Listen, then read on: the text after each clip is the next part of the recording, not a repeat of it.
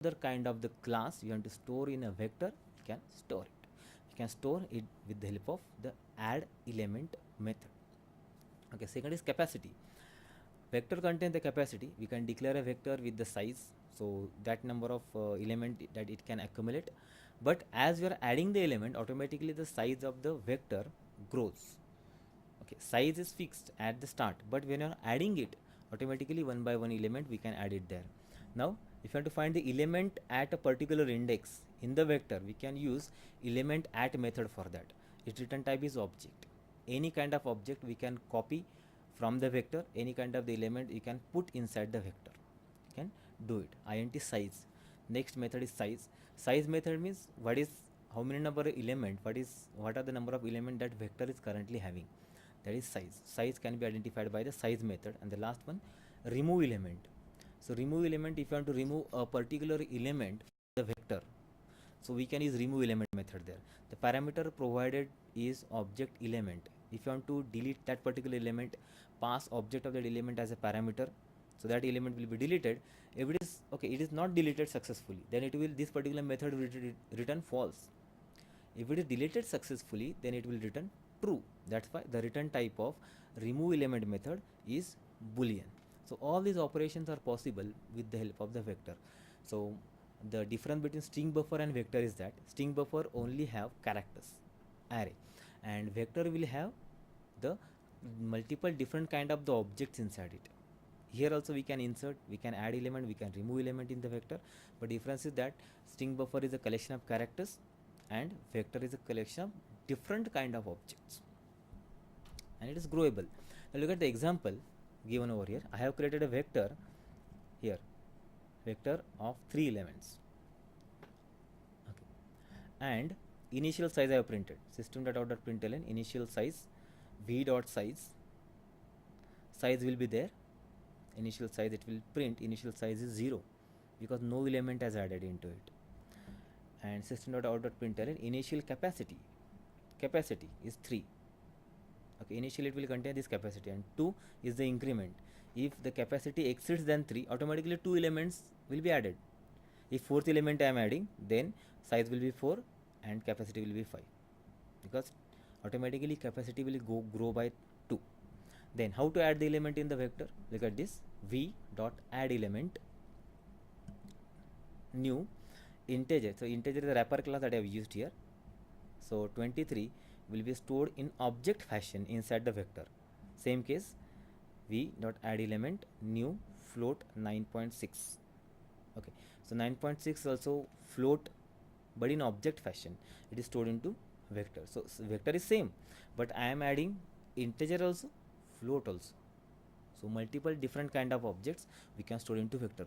Not only library, not only from the Java's API classes are applicable, but if you have created your own class object, that can also be stored inside the vector. So this kind of facilities are provided from the vector.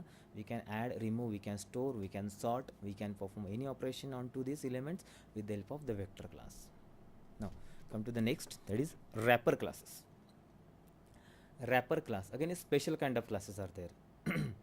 The primitive data types that we are using, integer, character, float, they are not the part of the object hierarchy. So integer, int, is not object, char is not object, float is not object. So generally these values are passed, these particular variables are passed by values.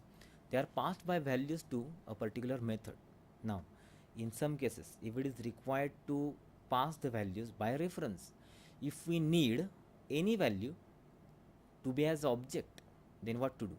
So object representation of the primitive data types can be done with the help of the wrapper classes. So for every data type there is a wrapper class defined. Object representation of the primitive data types, they are called as wrapper classes. In short, these classes encapsulate or wrap primitive data types within the class. All the wrapper classes are defined in the lang package. So object representation of the primitive data types is called as a wrapper classes. Wrapper classes or all many kind is required. For example, any function method is containing parameter as integer class. So what to do? We have to convert your integer data type into integer class. By using wrapper classes. By using wrapper classes, it is possible. Now see, what are the wrapper classes applicable in Java? Boolean wrapper class is there. Chars, character wrapper class. Doubles, double. Floats, float. Int is integer. Then longs, long. Shorts, short. Bytes, byte. Differences are there, means data type are containing all characters in lowercase letters, and wrapper class names contains first character in uppercase letter. So it signifies that it is a class. If you want to convert char data type into characters, so we'll have char as a data type, character as the class that you are going to create. Now see how it is possible. Now look at this. Here I have created character ch is equal to new character and value is given as x. Now here ch is declared as an object, wrapper class. Character is used to declare that object, and x is the value of this particular object. Okay, if I am printing this value, I will use this here, system.out.println ch.char value. Ch is an object of character. Char values is character value will be printed onto the screen. Now this x is converted into its character representation and its object is ch. We can do this with the help of the wrapper classes. Now how they are applicable? Now see, if you want to perform some operation on x, see this one is provided over here. If character dot is digit 0. Now character dot is digit is a static method of character class which is used to check whether the parameter passed to it is digit or not. If it is digit or not. If it is digit, then it will print it is digit, whatever it is given over here. 0 is a digit. If it is not, the condition will become false. So with any character, we can use the methods by converting that character into its object representation. So this is how the operations are performed. The wrapper, this is the basic use of the wrapper classes. Convert your data type into object representation. This is called as a wrapper class. Now enumerated data types. What is exactly enumeration is there? Enumeration data types, they are again taken from C and C++. There contains the enum variable there. If multiple different values, if you want to accumulate in a single variable, but at a time it will contain only one value, any. If 10 values are there, you are giving 10 values to a variable, but at a time out of 10 it will have only one value. Out of that 10 only it will contain only one value. This is called as enumeration. So enumerated data types are possible in C, C++, as well as in Java also it is possible to create the enumerations. Enumeration is similar to class definitions. It's similar to class, whatever. In what fashion you are declaring a class? In same fashion, enumerations are declared. Whenever you have to use the enumeration, we can use in that fashion. See how it is declared. On screen you can see it. Public enum color. Public enum color. Enum, this one is the keyword which is used to declare the enumeration, and color is the name of it. Color is the name of enumerated variable, enumeration variable, and its values are white, black, red, yellow and blue. Now what it means? Color will contains only these 5 values. Color, we can write color is equal to white, we can write color is equal to black, we can write color is equal to red, we can write color is equal to yellow or blue, but you cannot write color is equal to pink because pink is not included there. So out of these 5 values only color will contain.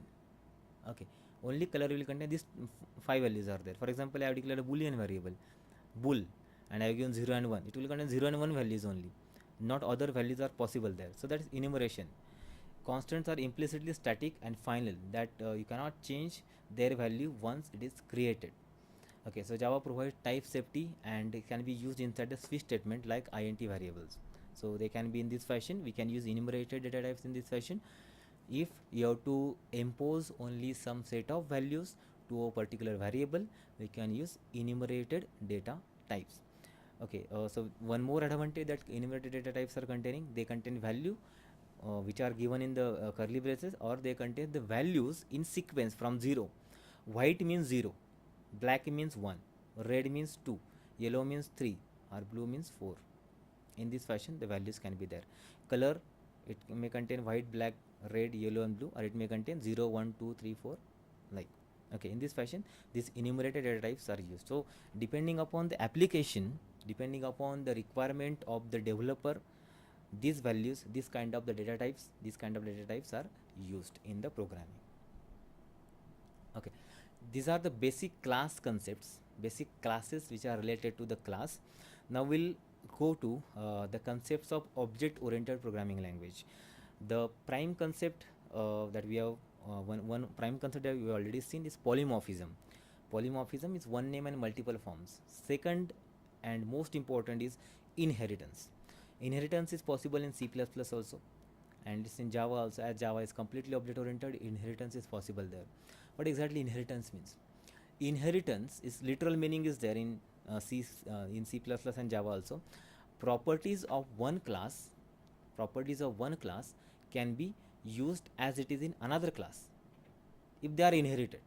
If they are inherited, they are connected by the inheritance. Properties of one class can be used by another class. It's called as inheritance.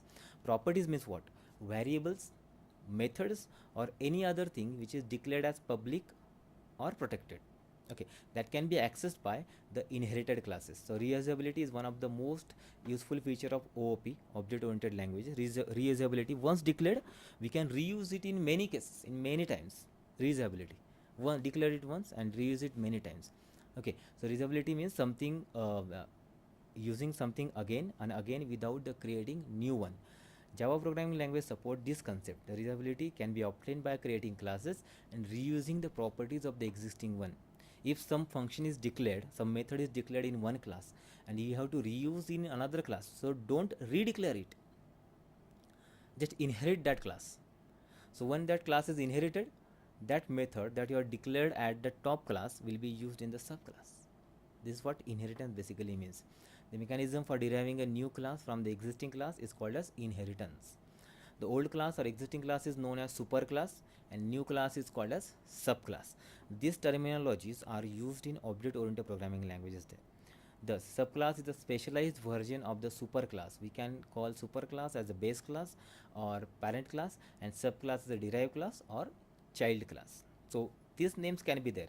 Names doesn't matter, but remember the concepts, what exactly the superclass and subclass means. Now, there are in general there are 5 different types of the inheritances which are used in object oriented programming languages: single, multiple, hierarchical, multi-level, and hybrid. But Java doesn't support all support is not provided. So starting with the first, single inheritance, it contains only one superclass and one subclass. Single inheritance, one class and one superclass. Okay. Multiple inheritance, it means several superclasses for subclass. Superclasses are more and there is only one subclass, that's called as multiple inheritance. It is not possible in Java. It is applicable to C++ only for C++ programming language this is applicable. Hierarchical inheritance, it contains one superclass with multiple subclasses, applicable in C++ as well as in Java also. Multi-level, when subclass is a superclass of another class. So for superclass, subclass, again subclass, subclass, subclass. In a single line, all they are connected. So they are called as multi-level inheritance. So multi-level inheritance is also possible in Java. And last, hybrid inheritance, combination of all, combination of multiple different kinds, combination of above three types. Above three types excluding multiple inheritance, we can combine single, hierarchical, multi-level. So all they are combined, they are called as hybrid inheritance. So inheritances can be combined with the help of these particular fashions. Now see how to create the inheritance, how Java create the inheritance. There is a keyword called as extends. That extends keyword is used to inherit the class.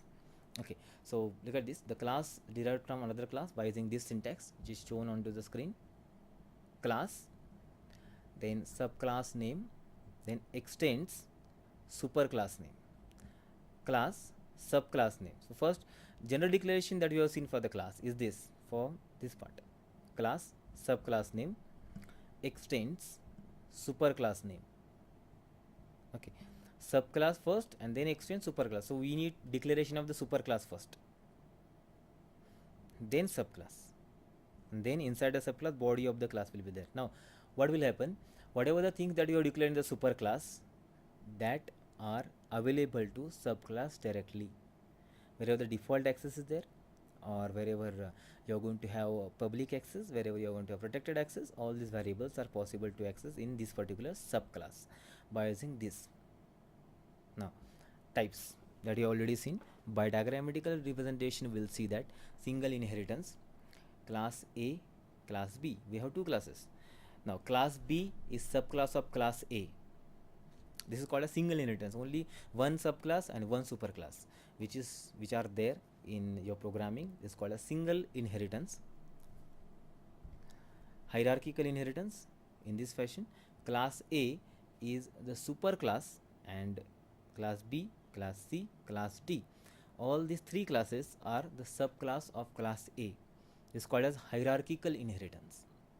Okay, so in this fashion, whatever the property that class A is containing, variables, method that class A is containing, all they are possible to access in B, they are possible to access in C, they are possible to access in D also. This is called as hierarchical inheritance. Next, multi-level inheritance. Now see, multi-level inheritance contains lots of advantages. Now here class A, class B, class C. Class A is inherited in class B, class B is inherited in class C. Now here in these cases, class A's properties applicable in B, available in B, and class A and B's properties are available in C. So by creating the object of C, we can access the member of A, or we can access the member of B also. This is what advantage of multi-level inheritance is there. So whatever the subclass which is there at the end of this hierarchy, it can access everything from all the classes which are stored, which are there above this particular class. Whatever number of superclasses which are there above the C, we can access the members, which have access the properties of all the classes which are there above. So here in this example, A and B's properties can be accessed in C, B can access A's properties only. Okay, this is multi-level inheritance. Now the next one, multiple inheritance. Now multiple inheritance is containing this particular hierarchy, class B, C, D, inverse fashion. It is there. Inverse fashion means they are just inverse of our multiple inheritance, hierarchical inheritance. Sorry, hierarchical inheritance inverse is multiple inheritance. Class B, class C, and class D, all their properties are combined in class A. This kind of inheritance is not possible in Java. Java is not having multiple inheritance. For implementing this kind of hierarchy, Java implements one special concept called as interface. By using class, it is not possible. By using class, it's not possible to create such kind of hierarchies there. Now, hybrid is combination of multiple different inheritances. Now here I have combined single inheritance plus multi-level inheritance plus hierarchical inheritance. Now look at this. Class A and B are containing single inheritance, or A and C are containing single inheritance there. Now class A, B, D, A, B and D, they are containing multi-level inheritance. Here multi-level inheritance is there. Okay, multi-level inheritance is there with class A, B and D. And third is hierarchical inheritance. Class A, B and C, class A, B and C, they are containing relation as hierarchical inheritance there. They are containing relation as hierarchical inheritance. So this combination of all three, hybrid inheritance, is also possible. So by keeping these diagrams in mind, we can write a program which contains the concept of inheritance in this particular fashion. Now this is what inheritance basically means. Now use of the super keyword. We'll come to the next topic, that is super keyword, how it is used. Generally super is applicable in inheritance only. We have already seen one this keyword. This keyword is used to refer the object of the current class. Though it is not created, we are referring the object of the current class. Likewise super is also used, but there is not much similarities are there in this and super. Super is basically used to access the member of immediate superclass which is declared. Immediate superclass. In some case it may happen that your superclass contains some variables. Same names are used in subclass also with the same variable. For example, superclass contains variable A and subclass contains variable A. So obviously superclass variable A is accessible in subclass variable or in subclass also. So subclass contains two copies of variable A. In that cases, how to differentiate between A and B? Now we'll use a super keyword to access to define the variable from superclass. If we're writing super dot a, it means that the variable from the superclass. If we're writing a only, it's an instance variable of its own class. That's what super is used. So it's specially used for inheritance only. This is one use is that we can access the members. Second use is that we can access the methods also, the super methods.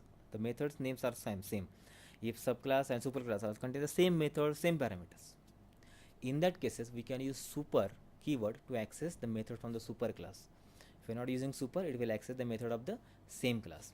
Okay, so supers are containing two different use applications: accessing the member from the superclass that has been hidden from the member of the subclass, and second is calling the superclass constructor. Superclass constructor can also be called. Here in member, here member means methods plus variables, both can be accessed by using the super keyword, and superclass constructor can also be called. Now see how it is used. Look at this. The first, accessing the member from the superclass. Here, in order to access the member from the superclass, this particular form of the super is used. Super dot variable name. This variable name is a variable from the superclass, and super is a keyword to access it. Calling the superclass constructor. Now if you want to call, see, in some cases may happen that you have to call the constructor from the superclass, but both are containing the same parameters. The subclass constructor also contains the same parameter, superclass constructor also contains the same parameters. Now how to call the constructor from the superclass? We'll use the super keyword directly and give the parameter to the super. See, in this example is given super and argument list. Super argument list. So argument list, it must be equivalent to the constructor's argument of the superclass. The argument list specifies any argument needed by constructor in the superclass. Remember, super must always be the first statement executed inside the subclass constructor. Super constructor can be called in subclass constructor only. You cannot access directly everywhere. Everywhere it is not possible. If you are writing super and argument list, it means that you are calling a superclass constructor in your subclass, but only constructor can call constructor. Subclass constructor can call superclass constructor with the help of the super keyword. These are the uses of the super there. Not only variable but methods can also be there. In method overloading, we have seen in method overloading we are having the same name of the methods with different parameters. If you want to call the method from superclass, subclass or superclass, we will have super method, super keyword to access that. And if you want to access its own, so super is not necessary in such cases. Next concept is method overriding. You have seen method overloading already. Method overloading, name of the method is same, parameter can be different. Method overloading is applicable in inheritance also. In inheritance, subclass and superclass, they may contain the method with the same name but parameters are different. It's also called as method overloading. In single class, method names are same, parameters are different. It is also called as method overloading. So method overloading is applicable in inheritance also, and without inheritance also it is applicable, but their parameter list or parameter type, number of parameter, it must be different. Okay, if they are not different, if they are same, so in a single class it is not possible to create the function with same name and same number of parameters or same type of parameters. It's not possible there. So what to do? So concept of method overriding is used. Method overriding, we might have seen function overriding in C++ in object-oriented programming language. It is just similar to that. Method overriding means you are declaring two methods or multiple methods in different classes. In different classes, the methods are declared. They are containing same name and parameters are also same. Number of parameters, type of the parameters, everything is same. Parameters are same, only functionality is different. Name is same, parameter same, return type is same. Functionality is different, but they are declared in different classes which are connected by inheritance. This is called as method overriding. Okay, it's given there. Method overriding contains subclass name and superclass, both contain the same function name. Okay, so see the example given over here. Now, basically, whenever any method is declared, when any method is declared inside inside the classes, so it must contain parameter. It must not be containing the parameters. So we'll have that particular methodology which is applicable in the Java programming. We'll have one class with one method. In this example, it is given. See, void calculate, the method I have declared here, not containing any parameter, and class math we may inherit into another class. We'll extend that, we extend the properties of the class to another class. We'll declare void calculate again in that subclass. In that cases, there will be two copies of the method calculate into the subclasses. There will be two copies of that method calculate into the subclasses.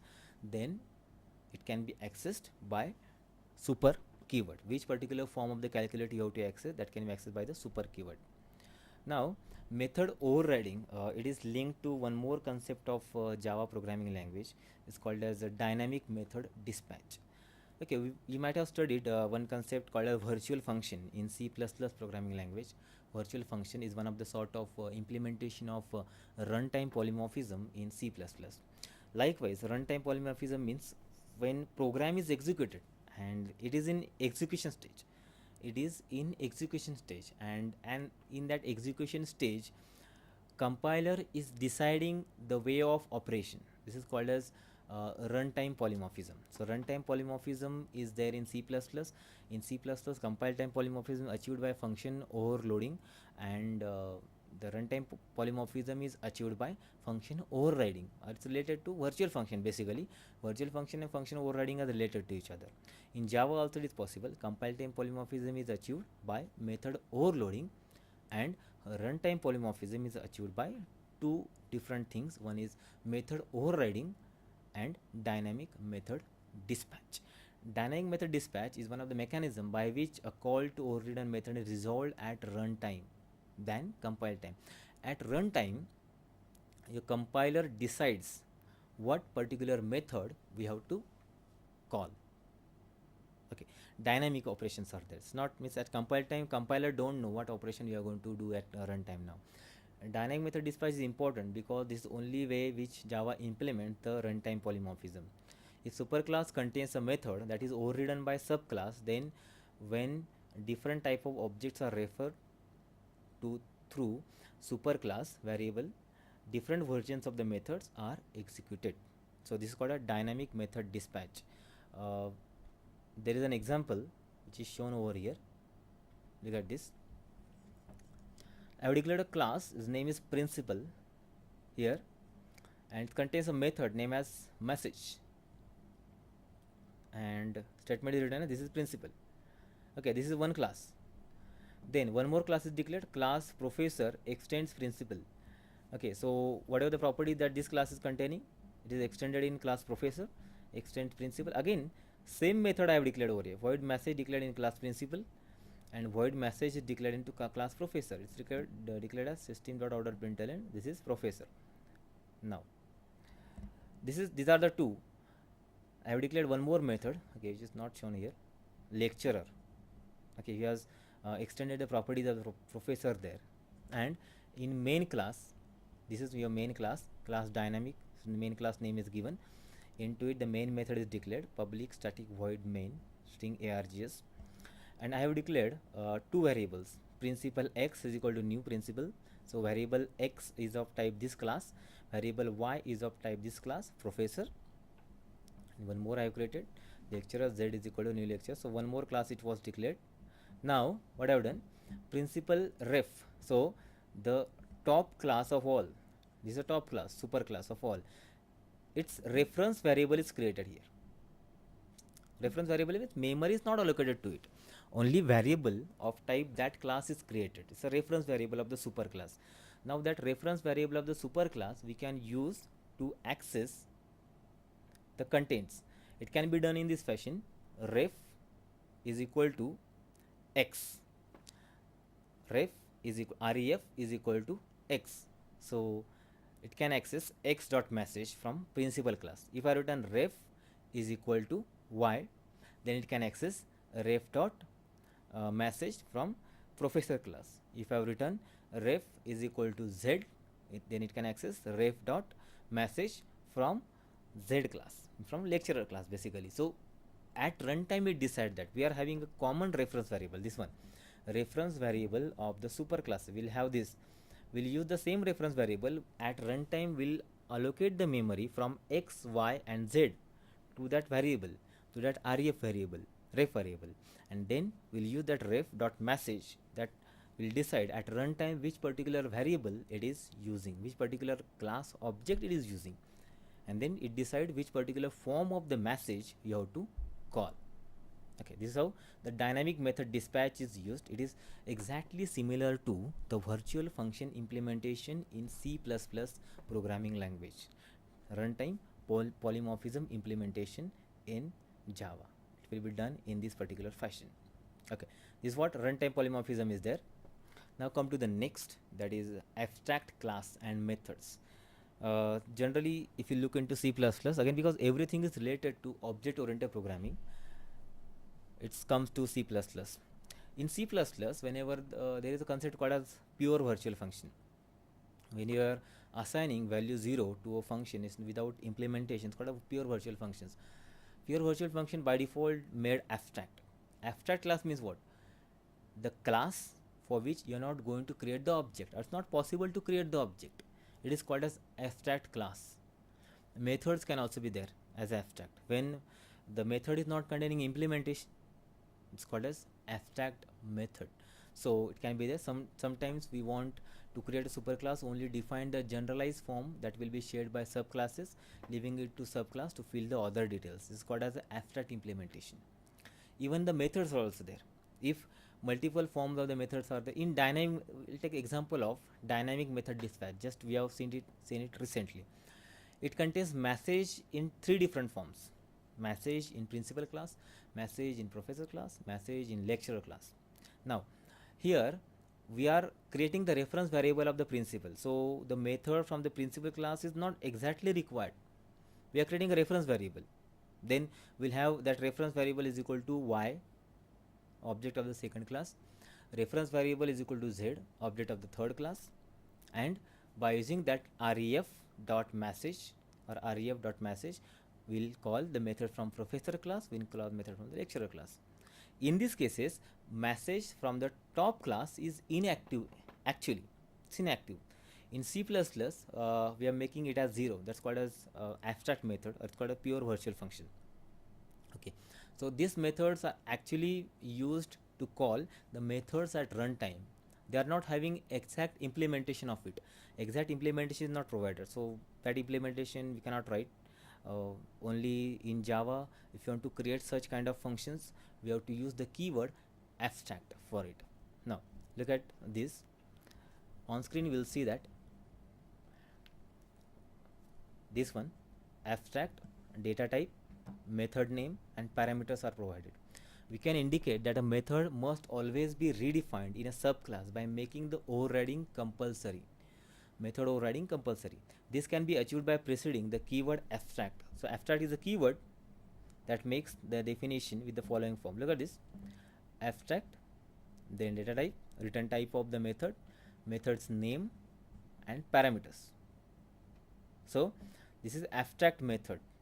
We are not going to call it. It's not containing any implementation. But to switch from one method to another method in a multi-level hierarchy, we'll be using the abstract method over there. A class can also be abstract. Now see, here the class, his name is white. It's created as abstract class white, and the implementation, it contains only abstract method. We cannot create the object of the abstract class, that is the abstract class cannot be directly instantiated with new operator. We can create the reference variable of the abstract class. In the previous example of dynamic method dispatch, it can be applicable. So abstract classes are created by using abstract method, and that class contains the abstract implementation of the particular methods there. They are just used to create the reference variables in multi-level hierarchy. In multi-level hierarchy, whenever you are going to create the functions, when method overriding is there. So when method overriding is there, wherever that method we are overriding at the top level superclass, we have to make that class as abstract because it's not required to create the object of it. We are going to create the reference of it, and the methods which are declared inside it, they are also declared as abstract. So multiple form of that method, multiple form of the same method you are accessing by the reference variable. That's why abstract classes and abstract methods are used. This is what abstract exactly means. Now, final. We have already used the symbolic constant. Symbolic constants in Java are created with the help of the final keyword. We are writing final int x is equal to some value, so x will be initialized with that value, but it will not be changed. The value of the x will not be changed. Symbolic constants will contain the constant values. Likewise, final is having multiple different uses in inheritance also. There are two different uses where the final keyword is applicable. Whenever we have to avoid the method overriding, the first one, we have to avoid the method overriding, and second, we have to avoid the inheritance of the classes, we can use the final keyword. Even in Java's own class library, in its own class library, if some methods or some classes are there which are declared as final, we cannot override that, we cannot extend the properties of it. So if you want to prevent this particular overriding as well as the inheritance of the classes, we may use final keyword to do the operations. Now look at this. In on the screen we can see it. To prevent the method overriding, first and second two classes I have declared here. First, it contains a method as pub final void display, and its name is given as this is first class, and class second extends first class, this is subclass, this is superclass. It contains implementation of the same method. This method is overridden here, same void display, void display. So as second method will contain multiple implementation of the void display over here, but it is not applicable because I have written final here, final void display. Final means when you return a final, you cannot override the method. So here this is error. At compilation time itself, your Java compiler will show the error that final method display method is final, it cannot be overridden. So overriding will be avoided by final method, by making the method as final. Even in Java's class library, several methods are there which are avoided from being overridden. So overriding is not possible in such kind of methods. So if you want to do it by own, we can use the final method, final keyword, to prevent the overriding of the methods. Second use is preventing the inheritance. When you have to prevent the inheritance, when you have to prevent the class being inherited, we have to make this class as final. Look at the example given over here. Final class first, and then class second extend the first. So extends means you are extending the properties, you are inheriting the second class from the first class. Okay, but again there is an error. Why? Because first class is given as final. When the class is given as final, you cannot extend its property in any other class. This is how inheritance will be prevented in Java. Okay, these are the two applications, two uses of the final keyword that that we are using in Java programming languages. So to prevent the method overriding, or to prevent the inheritance of the classes, we can use the final keywords. Okay, this was the last topic of the second session. That whatever we have seen, basic concept of the object-oriented programming, how they are implemented in Java, what are the classes, how you are going to use the classes, how you are going to use the methods, how you initialize the variables, what exactly the array is there, how they are initialized, what are the types of the arrays, what do you mean by constructor, what are the type of constructors, how they are overloaded, how method is overloaded, how it is declared, how it is called, these kind of things, method related things. Then we have seen string operations, we have seen string buffer operations, then we have seen vectors, all these things, a collection of the data there, enumerated data types. Then we have seen the inheritance, type of the inheritance, how it is used, type of the use of the super keyword, use of the final keyword, all these things, class, methods, we have seen in this particular session. Okay, so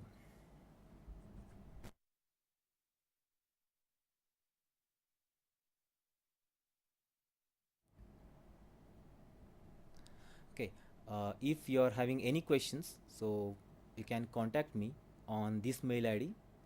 My mail id is TUSHAR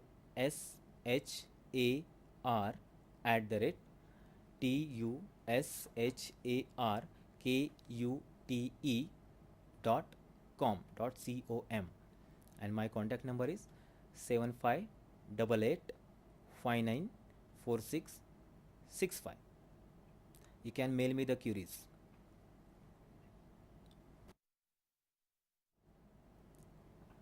Okay, thank you. We'll meet next time. Thank you.